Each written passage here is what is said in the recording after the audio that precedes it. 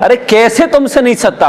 وہ رسول اللہ صلی اللہ تعالی علیہ وسلم، وہ ہمارے صحابہ کرام جو گھر سے دور ہیں، کہیں دور دراز سفر میں ہیں اور وہاں جنگ میں مصروف ہیں، روزے کی حالت میں تلوار بازی کر رہے ہیں اور ان کے ہاتھ اور پیر کٹ کر گر رہے ہیں، اور روزے کی حالت میں وہ جام شہادت نوش کر جا رہے ہیں، لیکن مجال ہے کہ ان میں سے کوئی صحابی روزہ توڑ دے، روزہ چھوڑ دے، عین روزے کی حالت میں میدان کارزار میں دشمن اسلام کے ساتھ دو دو ہاتھ ہو کر وہ جنت کی طرف رواں دواں ہو جاتے ہیں، لیکن روزے کو توڑنے کے لیے تیار نہیں ہوتے۔ تم کیسے کہتے ہو کہ ہم سے روزہ نہیں سکتا ہے؟ تم اپنے بیوی بچوں کے ساتھ ہو، تم اپنے گھر میں ہو، تم سفر میں بھی نہیں ہو، تمہیں نہ تلوار چلانی ہے، نہ تمہیں میدان جنگ میں جانا ہے، نہ تمہیں اپنی جانوں کو ہتھیلیوں میں رکھنا ہے، اس کے بعد بھی اگر تم روزہ نہیں رکھتے ہو تو افسوس ہے کہ تم مسلمان ہو، افسوس ہے کہ تم اسلام کا کلمہ پڑھنے والے ہو۔ عزیزان ملت اسلامیہ، معزز سامعین کرام، السلام علیکم ورحمۃ اللہ وبرکاتہ۔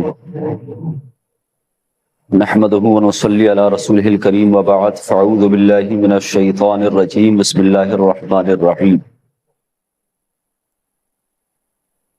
یا ایہا الذین آمنوا کتب علیکم الصیام کما کتب علی الذین من قبلکم لعلکم تتقون۔ صدق اللہ مولانا العظیم وبلغنا رسولہ النبی الامین المتین الکریم، ونحن علی ذلک لمن الشاہدین والشاکرین والحمد للہ رب العالمین۔ عرض و معروض سے پیشتر ہدیہ درود و سلام پیش کریں، پڑھیں بابا سے بلند، اللہم صلی علی سیدنا و مولانا محمد معدن الجود والکرم والہ الکرام وابنہ الکریم وبارک وسلم۔ اللہ تبارک و تعالی قرآن مقدس میں ارشاد فرماتا ہے، یا ایہا الذین آمنوا کتب علیکم الصیام، اے ایمان والو تم پر روزے فرض کیے گئے، کما کتب علی الذین من قبلکم، جیسا کہ تم سے پہلے کے لوگوں پر فرض کیے گئے تھے، لعلکم تتقون، تاکہ تم پرہیزگار ہو جاؤ، لعلکم تتقون، روزہ تمہیں پرہیزگار بنانے کے لیے آیا ہے۔ روزہ تمہیں گناہوں سے دوری اختیار کرنے کا سبق پڑھانے کے لیے آیا ہے۔ روزہ نیکیوں کو اپنانے کے لیے، ایکسپٹ کرنے کے لیے آیا ہے۔ ماہ رمضان میں اللہ تبارک و تعالیٰ نے ماہ رمضان کو، تلاوت قرآن کو بڑی عظمت اور بزرگی عطا فرمائی ہے۔ اللہ تبارک و تعالیٰ نے حضرت موسیٰ علی نبینا علیہ الصلوۃ والسلام سے فرمایا کہ میں نے امت محمد کو صلی اللہ تعالی علیہ وسلم، میں نے امت محمدیہ کو دو نور عطا فرمائے، دو اندھیروں کے نقصان سے حفاظت کے لیے۔ حضرت موسیٰ علی نبینا علیہ الصلوۃ والسلام نے عرض کیا، یا اللہ وہ دو نور کیا ہیں؟ تو اللہ تبارک و تعالی نے فرمایا، وہ دو نور، ایک نور تو نور رمضان ہے اور ایک نور نور قرآن ہے۔ حضرت موسیٰ علیہ السلام نے عرض کیا، یا اللہ وہ دو اندھیرے کون سے ہیں جن دو اندھیروں میں یہ دو نور کام آئیں گے؟ تو اللہ تبارک و تعالی نے فرمایا، ایک قبر کا اندھیرا اور ایک میدان قیامت کا اندھیرا، یہ ان دو اندھیروں میں یہ دو نور کام آنے والے۔ اللہ کے رسول صلی اللہ تعالی علیہ وسلم ارشاد فرماتے ہیں، حضرت ابو ہریرہ کی روایت ہے کہ اللہ تبارک و تعالی ہر نیکی کا ثواب 10 سے لے کر 700 گنا تک عطا فرماتا ہے۔ الا الصوم، اللہ فرماتا ہے، نبی پاک صلی اللہ تعالیٰ علیہ وسلم فرماتے ہیں سوائے روزے کے فَإِنَّهُ لِي وَأَنَا أَجْزِي بِهِ، اللہ تبارک و تعالیٰ فرماتا ہے سوائے روزے کے کہ وہ میرے لیے ہے اور اس کا بدلہ میں ہی عطا فرماؤں گا، وہ میرے لیے ہے۔ اس نے اپنی خواہش کو، کھانے پینے کو دن میں میرے لیے چھوڑا ہے تو میں ہی اس کو اس کا بدلہ عطا کروں گا، میں ہی اس کو اس کی جزا دوں گا۔ اور پھر اللہ تبارک و تعالیٰ فرماتا ہے، حدیث قدسی ہے، للصائم فرحتان، کہ روزے دار کے لیے 2 خوشیاں ہیں، ایک افطار کے وقت اور ایک سحری کے وقت۔ روزے دار کے لیے یہ 2 خوشیاں ہیں۔ اور پھر اس کے بعد اللہ تبارک و تعالیٰ مزید آگے فرماتا ہے کہ روزے دار کے منہ کی بو اللہ تبارک و تعالیٰ کو مشک سے زیادہ محبوب و پسندیدہ ہے۔ یہ رسول پاک صلی اللہ تعالیٰ علیہ وسلم بیان فرما رہے ہیں کہ اللہ تبارک و تعالیٰ کا یہ کہنا ہے کہ روزے دار کے منہ کی بو، ذرا سوچو کہ جب آپ روزے کی حالت میں 2-4 گھنٹے گزرتے ہیں، سحری کرنے کے بعد جب ہم سو کے اٹھتے ہیں، فجر وغیرہ پڑھنے کے بعد جب ہم 10-11 بجے سو کے اٹھتے ہیں، 12 بجے سو کے اٹھتے ہیں، تو ہمارے منہ کا کیا حال ہوتا ہے؟ اگر کوئی اس وقت ہمارے پاس آ جائے تو ہمیں گھبراہٹ ہوتی ہے کہ کہیں ہمارے منہ کا یہ بدبودار بھپکا سامنے والے کو ضرر نہ پہنچا دے، سامنے والے کی طبیعت کو مقدر نہ کر دے، سامنے والے کی طبیعت کو بے چین نہ کر دے، وہ ہم سے گھن نہ کرنے لگے، تو ہم اپنے منہ کو، اپنے منہ سے جو سانس لیتے ہیں، سانس چھوڑتے ہیں، اس میں احتیاط کا پہلو، احتیاط کے پہلو کو اپناتے ہیں کہ کہیں سامنے والے کو بدبو نہ چلی جائے، لیکن رب تبارک و تعالیٰ کو وہی بدبو، وہی تمہارے منہ کی بو اللہ تبارک و تعالیٰ کو مشک سے زیادہ محبوب و پسندیدہ ہے۔ تو بتاؤ کیا تمہارا پروردگار تمہارے اس منہ کی بدبو کو، تمہارے اس منہ کی بو کو، سگندھ کو کیا وہ سونگھتا ہے؟ اس لیے اس کو پسند ہے۔ عزیزان ملت اسلامیہ، اللہ تبارک و تعالیٰ ان تمام چیزوں سے پاک ہے، منزہ ہے، بے عیب ہے، لیکن اس کے بعد رب کیوں فرما رہا ہے کہ مجھے روزے دار کے منہ کی بو مشک سے زیادہ پسندیدہ ہے؟ اس کا فرمانے کا مقصد یہ ہے کہ رب یہ کہنا چاہتا ہے کہ میرے بندے نے یہ جو بو، یہ میرے بندے نے جو اپنے منہ میں یہ بو برداشت کی ہے، میرے لیے کی ہے۔ جب اس نے میرے لیے یہ بو برداشت کی ہے تو اس کی یہ بو میرے لیے مشک سے زیادہ محبوب ہے۔ یعنی یہ جو بو ہے اس نے میرے لیے برداشت کی ہے، تو یہ بو، اب اس بو کا مقام بہت ہی افضل و اعلیٰ ہو گیا ہے۔ اب یہ بو مجھے بھی پسند ہے، کیسی؟ کتنی مشک و عنبر سے بھی زیادہ پسند ہے۔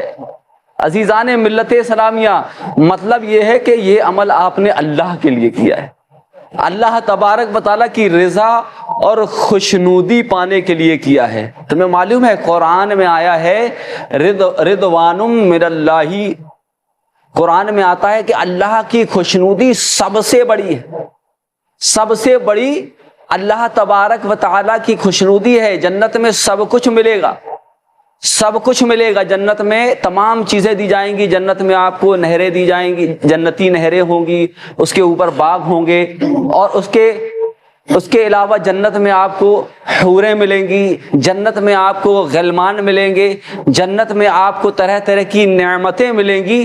لیکن ان تمام نعمتوں کو بیان کرنے کے بعد رب تبارک و تعالیٰ فرماتا ہے کہ جنت میں اللہ تبارک و تعالیٰ کی خوشنودی بھی ملے گی، اور اللہ تبارک و تعالیٰ فرماتا ہے قرآن مقدس میں کہ اللہ تبارک و تعالیٰ کی خوشنودی یہ سب سے بڑی نعمت ہے، اس سے بڑی کوئی نعمت نہیں ہے۔ تمہارا رب تم سے خوش ہو گیا، یہ ہے نعمت، یہ سب سے بڑی نعمت ہے۔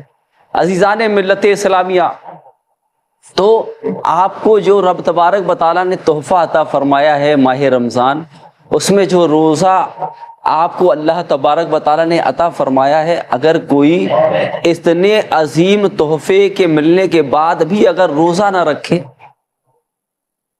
تو آپ یہ سمجھ لیجئے کہ ایک روزہ اگر کسی نے جان بوجھ کر بغیر کسی مرض، بغیر کسی سفر یا بغیر کسی اور مجبوری کے اگر آدمی نے ایک روزہ جان بوجھ کر چھوڑ دیا اور پھر اس کو یہ کہا جائے کہ تم اس کا بدلہ چکاؤ، تو روایتوں میں آتا ہے کہ وہ پوری زندگی وہ روزہ رکھتا جائے گا لیکن رمضان کے ایک روزے کی قیمت نہیں چکا پائے گا۔ اتنا قیمتی ہے ایک روزہ، کیونکہ اللہ تبارک و تعالیٰ کا اس میں حکم چھپا ہوا ہے کہ روزہ رکھو۔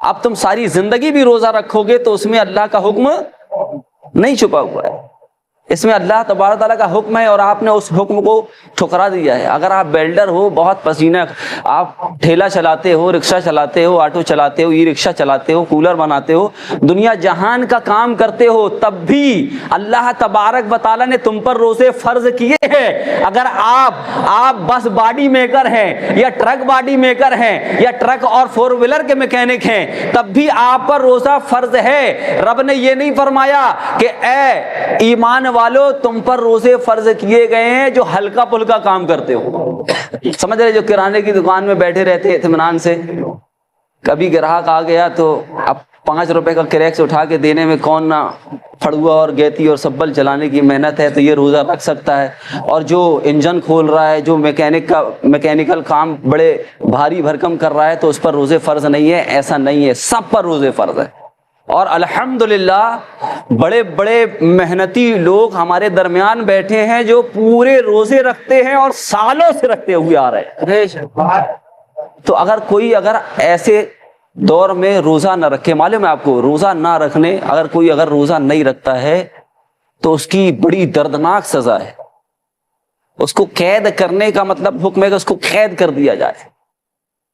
اللہ تبارک و تعالیٰ کے یہاں یہ بہت ہی ناپسندیدہ عمل ہے کہ کوئی روزہ نہ رکھے۔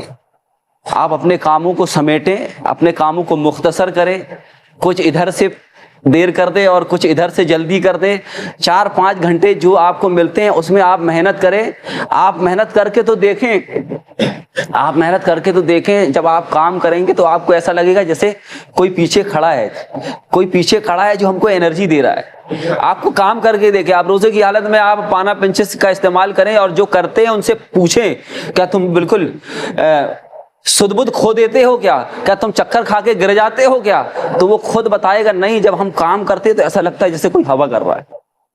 سبحان اللہ بولیے، ایسا لگتا ہے جیسے کوئی ہوا کر رہا ہے۔ اللہ تبارک و تعالیٰ کے لیے روزہ رکھ کر تو دیکھیں۔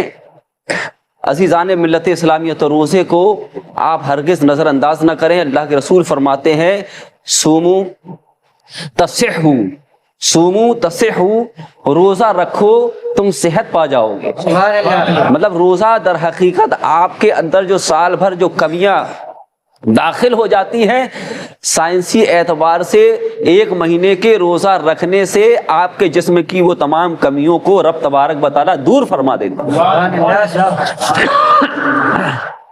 یہ روزہ رکھنے کے شرعی اور سائنسی فائدے ہیں۔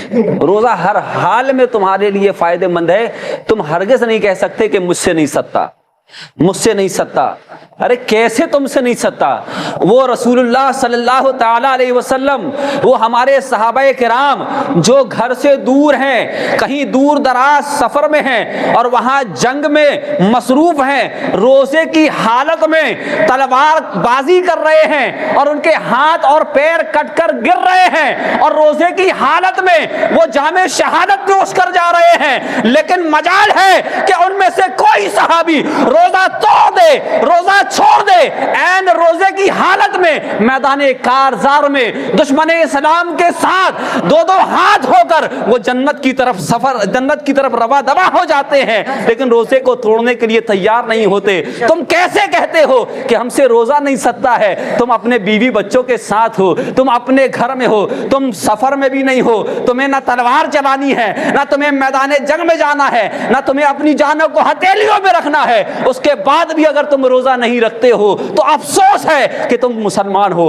افسوس ہے کہ تم اسلام کا کلمہ پڑھنے والے ہو۔ عزیزان ملت اسلامیہ، کسی بھی قیمت میں روزہ معاف نہیں ہے جب تک کہ تم اشد بیمار نہ ہو، جب تک کہ تم مسافر نہ ہو، یا تمہارے اندر اب شریر میں اتنے بوڑھے ہو گئے کہ اب طاقت نہیں بچی، آپ شیخ فانی کی عمر میں آ گئے، تو اب بھی آپ پر روزہ معاف ہے۔ عزیزان ملت اسلامیہ، ہمارے اسلاف نے کس طریقے سے روزوں کو ہم تک پہنچایا ہے۔ بتائیے، اگر وہ یہ جہاد نہ کیے ہوتے، یہ قربانی نہ دی ہوتی تو یہ روزے ہم تک پہنچتے؟ عزیزان ملت اسلامیہ، ہرگز یہ روزے ہم تک نہیں پہنچتے۔ جب تمہارا ایمان اتنا کمزور ہوتا چلا جائے گا، جب ایمان کمزور ہوتا چلا جائے گا کہ تم اپنے فرائض کو، اللہ تبارک و تعالیٰ نے تم پر جب روزے فرض کیے تو اللہ تبارک و تعالیٰ نے روزے فرض کرنے کے ساتھ ساتھ تم پر نمازیں بھی فرض کی۔ نمازیں اب اس میں جتنی چاہیں نفل نمازیں پڑھیں، جو نماز فرض ہیں اس کے علاوہ آپ نماز پڑھیں، تو تراویح کی نماز اس میں آ گئی۔ تراویح کی نماز کے بعد بھی آپ نماز پڑھیں، نفل نماز، اس میں رات کا قیام کرنے کا حکم ہے، دن میں روزہ رکھنے کا حکم ہے، تو دن میں بھی 5 ٹائم کے علاوہ جو وقت ملے اس میں بھی نماز پڑھنے کی کوشش کرو۔ رات میں بھی جو 5 ٹائم کی نماز کے علاوہ جو وقت بچتا ہے اس میں بھی آپ ایکسٹرا نماز نفل پڑھنے کی کوشش کرو۔ لیکن رب تبارک و تعالیٰ کو معلوم ہے، رب تبارک و تعالیٰ عالم الغیب و شہادہ ہے، اس کو معلوم ہے کہ میری امت یہ 5 ٹائم کی نماز کے علاوہ اور نماز پڑھنے والی نہیں ہے، تو تمہارا رب تم پر مہربان ہو گیا کہ کیا ہوا، میری امت 5 ٹائم کی فرض نماز کے علاوہ کوئی اور نماز الگ سے اس رمضان میں بھی نہیں پڑھے گی۔ تو رب تبارک و تعالیٰ کی رحمت نے کو جوش آیا اور اس نے کہا ہے بندے تو نہیں پڑھ رہا ہے تو نہیں پڑھ، لیکن یاد رکھ میں تجھے ایسا رمضان دے رہا ہوں کہ تو اس میں نفل پڑھے گا تو میں اس نفل کو فرض کے برابر کر دوں۔ اے بندے تو ایکسٹرا نماز، تو اور اوور نماز نہیں پڑھتا تو نہ پڑھ، لیکن اے بندے میں تیرے فرض کو 70 فرضوں کے برابر ثواب عطا فرما دوں۔ اب ایک فرض تم پڑھو گے تو 70 فرض پڑھ ملے گا۔ تو اب اندازہ لگاؤ کہ رمضان میں صرف تم نے کچھ نہیں کیا، فجر ظہر عصر مغرب عشاء یہ 5 ٹائم کی نماز آپ نے پڑھ لی، ہر ایک فرض کا ثواب 70 فرض کے برابر ہے، تو 5 فرض کا ثواب 350 فرض کے برابر۔ پتہ کیا چلا، آپ نے ایک دن میں کتنے فرض ادا کیے؟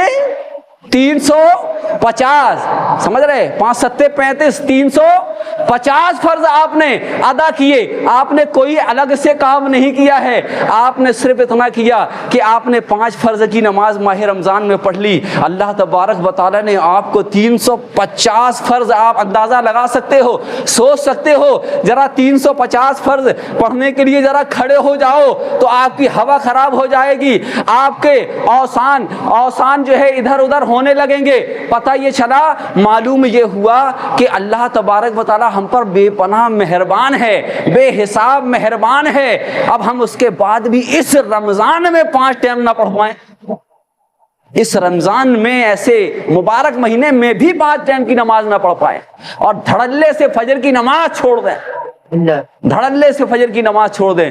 عزیزان ملت اسلامیہ، اللہ تبارک و تعالیٰ کس قدر تم پر مہربان ہے۔ اب تم نے یہ نماز پڑھ لی ہے، اب تمہیں کچھ اور الگ سے نہیں کرنا ہے، الگ سے کوئی کام نہیں کرنے ہیں۔ اللہ تبارک و تعالیٰ رسول پاک فرماتے ہیں کہ اب تم نے اتنے کام کر لیے، اب الگ سے کچھ کام نہیں کرو۔ اب تمہارے پاس دو وقت اور بچے ہیں، ایک روزہ کھولنے کا وقت ہے، ایک سحری کے بعد کا وقت ہے۔ روزہ کھولنے کے وقت افطاری کے سامنے 5-10-15 منٹ پہلے بیٹھ جاؤ، 10-12 منٹ پہلے افطاری کے سامنے بیٹھ جاؤ۔ بہت کھا لیا گرم گرم بھجیے، بہت کھا لیے گرم گرم آلو کے بھجیے، بھٹے کے بھجیے، مرچی کے بھجیے، بہت کھا لیے۔ اب اپنی بیوی کو کہو کہ 10 منٹ پہلے چولہے کو بند کر دو اور افطاری کے سامنے آ جاؤ۔ بہت گرم گرم کھانا ضروری نہیں ہے، اب پورا گھر دسترخوان میں بیٹھ جائے۔ اب شوہر کو بہت گرم گرم بھجیا کھلا کر اب خوش کرنے کی ضرورت نہیں ہے، اب جو کچھ ہے ہے اب لا کر رکھ دو. شوہر بھی اپنی بیوی سے ڈیمانڈ نہ کرے اور بیوی بھی یہ نہ چاہے کہ اب ہم گرم ہی کھلائیں, بلکہ 10 منٹ پہلے پورے بال بچوں سمیت میاں بیوی بیٹھ جائیں, اور بیٹھنے کے بعد افطاری کے سامنے بیٹھنے کے بعد اب کیا کر لیں, اب رب کی بارگاہ میں ہاتھ اٹھا لیں, اب رب کی بارگاہ میں ہاتھ اٹھا کر رب سے اپنی ترقی مانگ لیں, رب سے اپنے لیے بزرگی مانگ لیں, رب سے اپنے لیے صحت مانگ لیں, رب سے اپنے والدین کی لمبی عمریں مانگ لیں, رب سے اپنے کاروبار کے لیے برکتیں مانگ لیں, اور رب سے یہ بھی مانگ لیں کہ اے پاک پروردگار یہ افطار روزہ کھولنے کی گھڑی ہے, یہ روزہ کھولنے کا وقت ہے, این اس وقت دعا قبول ہوتی ہے. اے پاک پروردگار ہم سب تیری بارگاہ میں پورے گھر کے لوگ تیری بارگاہ میں دعا کے لیے دست دراز کیے ہوئے ہیں. اے اللہ اس قبولیت کی گھڑی میں ہم سب کو بے حساب جنت عطا فرما. سبحان اللہ سبحان اللہ. دعا کرو. کوئی آپ کو الگ سے پھڑوا چلانے کی ضرورت نہیں ہے, کوئی آپ کو بہت بڑے بڑے پہاڑ اٹھانے کی ضرورت نہیں کہ رمضان ہے تو پہاڑ اٹھا کے چلو, نہیں, یہ روزہ کھولنے کے 10 منٹ بیٹھ کے رب سے بات چیت کر لو, رب سے مناجات کر لو. سمجھ رہے, یہ چل رہا ہے گیس, یہ گیس چل رہا ہے, یہ بھجیے پہ بھجیے نکل رہے ہیں, یہ بھجیے پہ بھجیے نکل رہے ہیں. کیا روزہ اچھے اچھے ڈش, اچھے اچھے وینجن, اچھے اچھے کھانے کھانے کا, اور یہ پایا, یہ نہاری, یہ نلی, سمجھ رہے ہیں. لوگ فون لگاتے ہیں حضرت وہ سحری میں پایا لے آئے کیا آپ کے لیے, سحری میں پایا کھایا جاتا ہے, سحری میں پایا. روزہ صحت دینے کے لیے آیا ہے کہ روزہ تمہارے معدے کو تباہ و برباد کرنے کے لیے آیا ہے؟ سحری میں بھی پایا کھایا جاتا ہے. بہرحال کھانا جائز ہے, لیکن روزے کا مقصد یہ ہے کہ بھوک اور پیاس کا احساس ہو, تمہیں غریبوں کے فاقے کا پتہ چلے, تمہیں کھانے اور پینے کی قیمت پتہ چلے. روزہ اس لیے فرض کیا گیا ہے. لیکن اگر ہر وقت رات بھر روزہ کھولنے سے لے کر سحری تک ڈرام اتنا زیادہ بھر لیا جائے, ڈرام میں اتنا پانی اتنا مال بھر لیا جائے کہ دن بھر اس ڈرام سے کچھ آدھا بھی خالی نہ ہو پائے, تو تمہیں پتہ کیسے چلے گا کہ تم روزے دار ہو؟ تمہیں کیسے پتہ چلے گا کہ روزے دار ہو؟ روزہ جس مقصد کے لیے فرض تھا لعلکم تتقون, تاکہ تم پرہیزگار ہو جاؤ. دوسرا وقت سحری کا ہے, سحری میں آپ اٹھو, سحری میں آپ اٹھو, سو کے سحری کرو گے تب آپ کو اور زیادہ ثواب ملے گا. سمجھ رہے آپ؟ اور میچ کھیلتے کھیلتے اور بیڈمنٹن کھیلتے کھیلتے فدی بلہ کھیلتے کھیلتے آپ کھیلتے کھیلتے اب سحری کا ٹائم ہو گیا, کھائے بڑا نہیں مزہ آئے گا. اللہ قانون ہے, اللہ کا قانون ہے. آپ یہ بتاؤ وضو بنانے میں گرمی میں زیادہ ثواب ہے کہ ٹھنڈی میں زیادہ ثواب ہے؟ کیوں ٹھنڈی میں زیادہ ثواب کیوں ہے؟ کیونکہ ٹینشن ٹھنڈی میں زیادہ وضو بنانے میں آتا ہے, تکلیف زیادہ ٹھنڈی میں وضو بنانے میں ہوتی ہے. یہ سمجھ میں آیا کہ نہیں؟ مطلب سمجھ میں آیا؟ آپ رات میں جب سو گے 12 بجے, جب 12 بجے سو گے اور سو کے پھر بستر چھوڑو گے 3 ساڑھے 3 بجے اور اب سحری کرو گے, تو تمہارے کو کھانے پینے میں مزہ نہیں آئے گا, کھانے پینے کا اتنی دلچسپی نہیں ہوگی. اور اب تم ایسے وقت میں بستر بھی چھوڑ رہے ہو اور پھر کھانے میں مزہ نہیں آئے گا, تو اچھے سے کھا بھی نہیں پاؤ گے, اور پھر کم کھاؤ گے, اور پھر جب کم کھاؤ گے تو پھر روزہ دن میں پتہ چلے گا. تو پتہ یہ چلا کہ ثواب جہاں چھپا ہوا ہے وہاں تک تم پہنچ ہی نہیں پا رہے ہو. تم پمپ ہاؤس میں, روڈوں میں, تم میدانوں میں یہاں وہاں میچ کھیل رہے, 2 بجے رات میچ کھیل رہے. بتائیے کیا آپ پگلا گئے ہو کیا؟ 2 بجے رات میں میچ کھیل رہے, 3 بجے رات میں میچ کھیل رہے. کیا ابائی کا جو رکھا ہوا پیسہ ہے اسی سے زندگی گزارنے کا پلان ہے؟ صبح کام پہ نہیں جانا ہے کہ ابائی کا جو ایمپائر کھڑا ہے اسی کو جو ہے بیچ کے اور کھروچ کے کھانا کھاؤ گے؟ آپ صبح کام کرنے کے لیے جاؤ گے تو رات میں میچ کھیلو گے آپ؟ اور رات میں میچ کیوں کھیل رہے ہو آپ؟ رات میں میچ کیوں کھیل رہے ہو؟ افطاری کیے تھے تو تراویح میں تو ساری افطاری جل گئی. بتائیے جل گئی کہ نہیں جل گئی؟ افطاری میں تراویح میں سارا کھانا پینا ختم ہو گیا. اب تراویح کے بعد جب آپ کھانے کے پاس بیٹھتے ہو تو آپ کا تو پیٹ پورا خالی ہے, اب آپ کھانا کھا رہے ہو, اب اس کو ہجم کرنے کے لیے میچ کھیل رہے ہو. تو پھر یہ جو کھانا تو تم نے 11 بجے کھایا ہے, میچ تم 2 بجے رات میں کھیل رہے ہو. کھانا تم نے 11 بجے کھایا, میچ 2 بجے رات میں کھیل رہے ہو. چیخ اور پکار کر رہے ہو, شور و گوگا کر رہے ہو, ہلڑیائی کر رہے ہو. رمضان آیا تھا لعلکم تتقون, تاکہ تم پرہیزگار ہو جاؤ. تم میچ کھیل رہے ہو کہ رمضان آیا ہے. اے ایمان والو, تم پر روزے فرض کیے گئے ہیں جیسا کہ تم سے پہلے کے لوگوں پر فرض کیے گئے تھے, تاکہ تم میچ کھیلو پمپ ہاؤس میں. بتائیے آپ کتنے افسوس کا مقام ہے. کھانا کھائے ہو, کھانا کو ہجم کرنا ہے, تھوڑا سا ٹہل لو, بس اسٹاپ تک چلے جاؤ, پمپ ہاؤس کے میدان میں 4 چکر لگا لو اور گھر آ جاؤ. گھر آ جاؤ, اب کیا کرو, ابھی بھی نہیں ہجم ہوا ہے, ابھی بھی نہیں ہجم ہوا ہے, جاؤ 2 چکر اور مندر والے گراؤنڈ کا لگا لو, اب دیکھو کیسا لگ رہا ہے. اب اس کے بعد گھر آؤ, ابھی بھی ہجم نہیں ہوا ہے تو بیٹ کو پکڑ کے بال کو پگلاؤ نہیں, بال کو مارو نہیں, یہاں وہاں پھینکو نہیں, یہ کوئی ثواب کا کام نہیں ہے. اب گھر آ جاؤ, گھر آنے کے بعد دیکھو کیا میری ماں کے پیر کہاں ہیں, میرے باپ کے پیر کہاں ہیں, میرے باپ کا سر کہاں ہے, میرے باپ کی ہتھیلی کہاں ہے, میرے باپ کی انگلیاں کہاں ہیں, میرے باپ کے پیر کے انگوٹھے کہاں ہیں. ایک ایک ایک ایک روئے کو, ایک ایک حصے کو دباؤ, اتنا دباؤ, اتنا دباؤ, آدھے گھنٹے میں رب تبارک و تعالیٰ کا انعام ہوگا. تم نے جیسا بھی بڑا سے بڑا پایا کھایا ہو, سارا کا سارا ہجم ہو جائے. کہاں تم جا رہے ہو؟ اللہ نے تمہیں اتنی بڑی نعمت ماں باپ عطا کی ہے, تمہیں اپنے کھانے کو ان کے پیر کو دبا کے ہجم کرنا چاہیے, تم میچ کھیل کے اپنے کھانے کو ہجم کر رہے. تم کو اللہ تبارک و تعالیٰ نے گھر میں تمہارے لیے 2 جنت رکھ چھوڑی ہے, ان 2 جنت کو چھوڑ کر تم یہاں وہاں میچ کھیل کر اپنی زندگی کو برباد کر رہے ہو. اب 1 گھنٹہ آدھا گھنٹہ امی کے, آدھا گھنٹہ والد صاحب کے, 1 گھنٹہ پیر ہاتھ سر اور پورے بال میں تیل لگائے ہو کبھی اپنی امی کے, کبھی اپنی ماں کے سر میں تیل لگائے ہو, کبھی ان کے سر میں تیل لگانے کی آپ کو کبھی خیال آیا کہ اپنی اماں کے سر میں تیل لگا دے؟ کبھی سوچا ایسا؟ کب کا تیل لگاؤ گے جب یہاں سویم میں بیٹھو گے اور پھر ایک جو ہے کٹوری میں تیل بھرو گے کہ ہماری اماں کا سویم ہے, لو اب تیل لگاؤ, داڑھی میں تیل لگا لو لوگو, اے محلے والو, اور اماں بھی زندہ ہے, ان کے سر میں کون تیل لگائے گا؟ یہ سب کام کرو, آپ کا کھانا خود بخود ہجم ہو جائے گا, اتنا زیادہ پریشان ہونے کی ضرورت نہیں ہے. رب تبارک و تعالیٰ وہ ہے کہ جن کاموں سے جو کام ہوتے ہیں, جن چیزوں کے ذریعے اللہ تبارک و تعالیٰ نے جن کاموں سے جو چیزیں ہونا طے پایا ہے, رب وہ ہے کہ جب تم اس کی راہ میں لگ جاؤ گے تو ان کاموں کے بغیر رب وہ کام بنا دے گا. نہیں سمجھے آپ؟ بات سمجھنے کی کوشش کرو عزیزان ملت اسلامیہ. تو روزہ آیا ہے ہمیں پرہیزگار بنانے کے لیے, تقویٰ دینے کے لیے. اللہ کے رسول صلی اللہ تعالی علیہ وسلم کے فرامین کا نچوڑ یہ ہے کہ تم کسی بھی کام کو کرو تو تمہاری نیت پاکیزہ ہونا چاہیے. روزہ افطار کروا رہے ہو تو نیت پاکیزہ ہونا چاہیے. دکھاوا, ارے یار ہم روزہ افطار نہیں کروائیں گے تو پتہ کیسے چلے گا. کئی لوگ روزہ افطار اس لیے کرواتے ہیں کہ یار اتنے جگہ سے دعوت آتی ہے, ہمیں بھی روزہ کھلوانا پڑے گا, پتہ یہ ثواب ملے گا. یہ روزہ کھلوانے کی وجہ ہی بدل ڈالے آپ نے, مقصد ہی بدل گیا.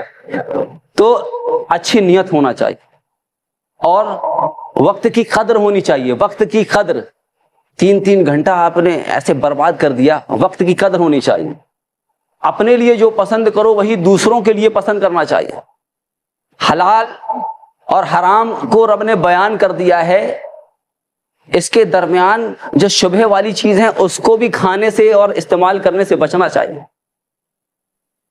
اللہ تبارک و تعالی نے یہ تمام چیزیں آپ کو روایتوں کے ذریعے یہ تمام چیزیں بتا دی ہیں, خزانے علم کے بھرے پڑے ہیں, اب صرف تم کو عمل کرنا ہے. اللہ فرماتا ہے اپنے ہاتھ, رسول پاک فرماتے ہیں اپنے ہاتھ, اپنے زبان, اپنے طرز زندگی, اپنے رویے, اپنے معاشرت, اپنے ہنسی ٹھٹے, اپنے کھیل کود, اپنے شور و گوگا, اپنی ہلڑیائی سے کسی بھی مسلمان کو تکلیف مت پہنچاؤ.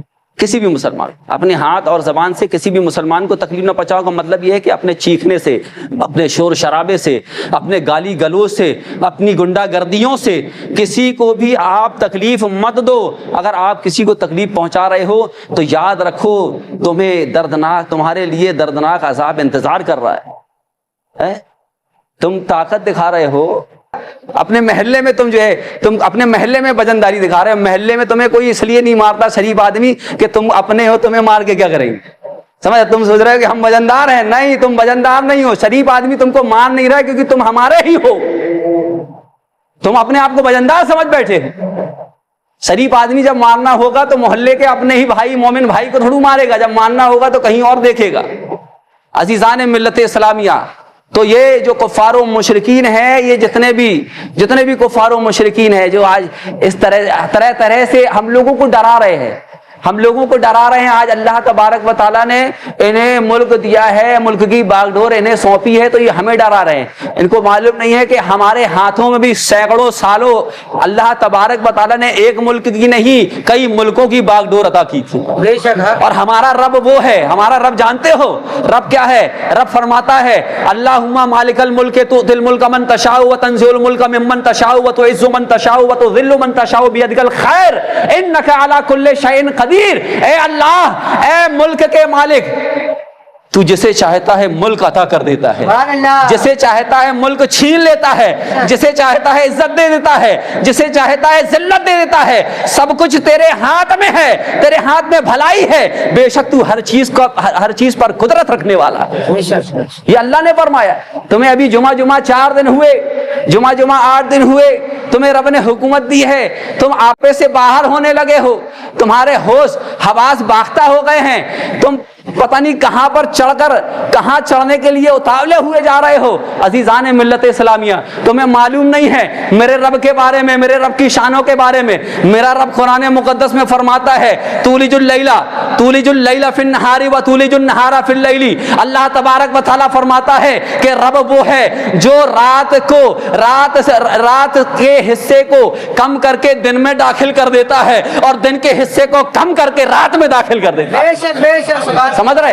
रात बड़ी होती है, उसके हिस्से को कुछ कम कर देता है कि तू बहुत बढ़ रही है, चल तुझे अब घटाता हूं, और दिन को बढ़ा देता है। और दिन कहता, जब दिन बड़े हो जाते हैं तो रब कहता है दिन तू बहुत बड़ा हो गया है, ला तुझे घटा दूं, और फिर रात बड़ी कर देता है। फिर रब तबारक व तआला रात बड़ी कर देता है। रब वो है। तुमने कैसे कह दिया? तुम कैसे मुसलमानों को नजरअंदाज कर रहे हो, कैसे हल्के में ले रहे हो? सुनो, हम उस नबी का कलमा पढ़ने वाले हैं जब मदीनतुल मुनव्वरा से वापस होकर नबी पाक सल्लल्लाहु तआला अलैहि वसल्लम जब मक्का मुकर्रमा पहुंचते हैं और मक्का मुकर्रमा में फतह नुसरत के झंडे गाड़ देते हैं। जब मक्का फतह हो जाता है, जब खाना काबा से बुतों को पाक कर दिया जाता है, तो रसूल पाक अपने सहाबाए किराम को इकट्ठा करते हैं और फरमाते हैं ऐ मेरे सहाबा, अभी तो मक्का है, अभी वो दिन आने वाला है जब अल्लाह तबारक व तआला रूम और फारस को इस्लाम के कब्जे में दे देगा।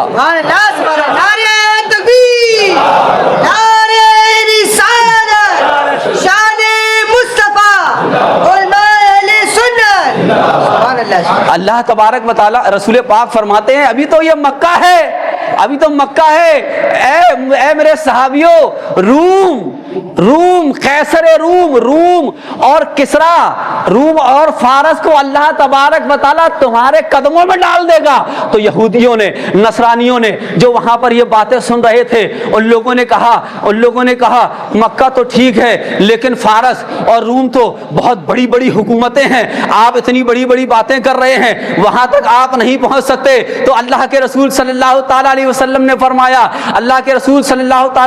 फरमाया तुखरिजुल हय्य मिनल मय्यित व तुखरिजुल मय्यिता मिनल हय्य, कि अल्लाह वो है जो मुर्दे से जिंदा निकालता है और जिंदे से मुर्दा निकालता है। तुम कैसे कह रहे हो ये सब नहीं होगा? अल्लाह तबारक व तआला, हम जिंदा है, हमारे जिंदे से एक मुर्दा पानी निकालता है, उस पानी में क्या जिंदगी है? नहीं है, उसमें हम जिंदे हैं, हमारे जिंदे से उस पानी को निकालता है। आप बताओ, एक अंडा है, अंडे में क्या जिंदगी है? लेकिन कुछ दिन जब सेध दी जाती है, मुर्गियों से उस अंडे को सेध दिया जाता है, तो फिर उस मुर्दा अंडे से एक जिंदा जान निकाल देता है। तो रसूल पाक ने उनको फारो मुशरिकीन को बताया कि मेरा रब वो है जो जिंदे से मुर्दा निकालता है और मुर्दे से जिंदा निकालता है। हम जिंदा हैं, हमसे एक मादा मनविया निकलता है, वो मुर्दा है, फिर वो मादा मनविया माँ के पेट में जाता है, वो अभी भी मुर्दा है, और फिर उसके बाद 4 महीने गुजरते हैं, और जब 4 महीने गुजर जाते हैं تو رب تبارک و تعالیٰ ایک فرشتے کو مبعوث فرماتا ہے اور وہ اس میں پھونک مارتا ہے رب کے حکم سے اور وہ زندہ ہو جاتا ہے۔ سبحان اللہ سبحان تو اللہ۔ میرا رب وہ ہے جو مردے کو زندہ کرتا ہے اور مردے سے زندہ نکالتا ہے اور زندے سے مردہ نکالتا ہے۔ تم کیا یہ کافر کیا سمجھتے ہیں جو اپنے دل میں ہنستے ہیں؟ ابھی تو کربلا کا آخری میدان باقی ہے۔ سبحان اللہ سبحان اللہ۔ کیسے یہ رنگ اور کیا ہم لوگ تم یہ سمجھ رہے ہو کہ ہم تمہارے رنگ سے ہم ڈر جاتے ہیں؟ کیا ہم تمہارے رنگ سے ناپاک ہو جاتے ہیں کہ رنگ سے ہمارا دھرم ایسا نہیں ہے کہ تمہارے رنگ کے 2-4 چھینٹے پڑ جائیں تو ہمارا دھرم بھرشٹ ہو جائے۔ یہ تم لوگوں کا عقیدہ ہے، تم لوگوں کا عقیدہ ہے کہ اگر کوئی نیچی ذات کا آدمی تمہارے آس پاس آ جاتا ہے تو تم بالکل گھبرا جاتے ہو کہ تمہارا دھرم بھرشٹ ہو جاتا ہے۔ الحمدللہ ہمارا دھرم ایسا ہے کہ اگر ہم چاروں طرف سے بتوں کے درمیان میں بھی بیٹھے ہوں تو ہمارا دل لا الہ الا اللہ محمد رسول اللہ پڑھ کر اپنے آپ کو پاک و صاف کر لیتا ہے۔ سبحان اللہ سبحان اللہ۔ اس کے دل میں ہے ایمان، اس کے دل میں ایمان رہتا ہے۔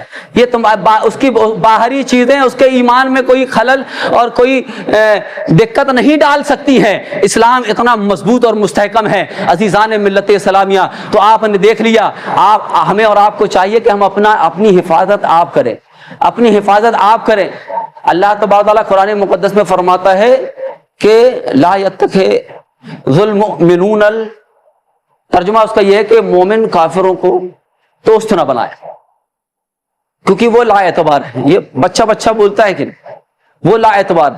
آپ اگر ان سے جو بھی سلوک کر رہے ہیں، جس طریقے سے وہ اپنے دھرم کے بارے میں کہتے ہیں کہ ہم یہ نہیں کر سکتے، تو آپ بھی یہ بولیے نا بھائی ہم یہ نہیں کر سکتے، یہ نہیں کر سکتے۔ 50 60 70 سال کی عمر ہے، سمجھ رہے، اور اس دنیاوی زندگی کی کوئی حیثیت نہیں ہے، اس دنیاوی زندگی کی حیثیت نہیں ہے۔ رب نے بار بار قرآن میں فرمایا ہے وَمَا هَذِهِ الْحَيَاةُ الدُّنْيَا إِلَّا مَتَاعُ الْغُرُورِ، یہ دنیا کی زندگی کچھ نہیں ہے۔ بار بار قرآن میں رب نے فرمایا یہ دنیا کی زندگی کھیل تماشا ہے، یہ دنیا کی زندگی بہت چھوٹی سی معمولی سی چیز ہے۔ وَاللَّهُ عِنْدَهُ حُسْنُ الْمَآبِ، اللہ کے پاس بہت اچھا رکھا ہوا ہے، بہت اچھا رکھا ہوا ہے۔ اور وہ اچھا کیا ہے؟ وہ جنت ہے۔ جنت کیسے ملے گی؟ جو تم نے دنیا کمائی ہے اسے اللہ کی راہ میں خرچ کرو۔ جب اللہ کی راہ میں خرچ کرو گے تو اللہ تبارک و تعالیٰ وہ دولت جو فنا ہونے والی ہے، وہ دولت جو تمہارے بعد کسی اور کی ہو جائے گی، اس میں سے جب تم کچھ خرچ کرو گے اس کی راہ میں، رب تمہیں جنت عطا فرمائے گا۔ تو زکوٰۃ کا بھی ٹائم ہے، زکوٰۃ بھی ادا کریں آپ اپنے غریبوں۔ اصول و فروع کے علاوہ آپ جس کو چاہیں زکوٰۃ دے سکتے ہیں۔ ہر وہ شخص جو مالک نصاب نہ ہو، جو شرعی فقیر ہو، اس کو آپ زکوٰۃ دے سکتے ہیں، بس شرط یہ ہے کہ وہ آپ کے اصول کا نہ ہو، باپ دادا پردادا، آپ کے فروع کا نہ ہو، بیٹا پوتا پر پوتا۔ اس کے علاوہ آپ جس کو چاہیں زکوٰۃ دے سکتے ہیں۔ آپ اپنی ہی ساس کو زکوٰۃ دے سکتے ہیں، کیونکہ نہ وہ آپ کا اصول ہے اور نہ فروع ہے۔ آپ اپنے سالے کو دے سکتے ہیں، آپ اپنی سالی کو دے سکتے ہیں، آپ اپنے بھائی کو دے سکتے ہیں، آپ اپنی بہن کو دے سکتے ہیں، اپنی بوا کو دے سکتے ہیں، آپ اپنی خالہ کو دے سکتے ہیں۔ اصول اور فروع کے علاوہ جو ہیں ان سب کو آپ زکوٰۃ دے سکتے ہیں۔ آپ اپنے پڑوسیوں کو دے سکتے ہیں، آپ اپنے دوستوں کو دے سکتے ہیں۔ ایک دوست جو آپ کا پارٹنر ہے لیکن آپ کروڑوں میں نہا رہے ہیں، وہ دوست آپ کا ابھی ہزاروں کے بھی استر سے نیچے ہے، تو اس کو بھی زکوٰۃ دے سکتے ہیں اور دینا چاہیے۔ کسی بھی بہانے سے دے دو، اس کی عزت نفس مجروح نہ ہو، اس طرح سے آپ اس کو زکوٰۃ دے سکتے ہیں۔ تحفہ بول کر دے سکتے ہیں، عیدی سمجھ کے دے سکتے ہیں۔ ایسا نہیں ہے کہ آپ کے آجو بازو میں زکوٰۃ والے ڈھیروں پڑے ہوئے ہیں اور آپ ڈھونڈ رہے ہیں کہ زکوٰۃ کے حقدار کون ہے، زکوٰۃ کس کو دیں، پریشان ہو رہے ہیں، جبکہ آپ کے آس پڑوس میں ہے۔ عزیزان ملت اسلامیہ، تو آپ اپنے غریبوں، بھائیوں، رشتہ داروں کو، دوستو احباب دیکھیں جو مستحق انہیں زکوٰۃ دیں۔ زکوٰۃ ہر حال میں ادا کریں۔ زکوٰۃ تمہارے مال کی گندگی ہے، مال کا میل ہے، اور وہ میل اگر رہے گا تو تمہارا پورا مال برباد کر کے چھوڑے گا۔ عزیزان ملت اسلامیہ، اسی کے ساتھ آپ یہ بھی یاد رکھیں کہ یہ ضروری نہیں ہے کہ آپ 1 لاکھ روپے میں اپنے بھائی کو 2500 روپے زکوٰۃ دیں۔ ایسا بھی کر سکتے ہیں کہ یہ جو 2500 روپے ہے اس کو کہیں اور دے دیں، اور باقی جو 97,500 بچے ہیں اس میں سے 27,500 روپے اپنے بھائی کو دے دیں۔ ایسا نہیں ہو سکتا. کیا زکوٰۃ ہی بھائی کے لیے ہے, بہن کے لیے زکوٰۃ ہی ہے؟ ایسا ہرگز نہیں. اتنا گھٹیا نہ سمجھو, اتنا ہلکا نہ سمجھو. جائز ہے دینا, جائز ہے دینا, لیکن ان کی عزت کو تار تار نہ کرو, ان کی عزت نفس کو ٹھیس نہ پہنچاؤ, ان کی عزت نفس کو لات مت مارو, بلکہ ان کو اپنا بھائی ہیں تمہارے تو بھائی کی طرح ان کا خیال رکھو, ان کے ساتھ حسن سلوک کرو, ان کے ساتھ صلہ رحمی کرو. وآخر دعوانا الحمدللہ رب العالمین. السلام علیکم. سنت پڑھ لیں.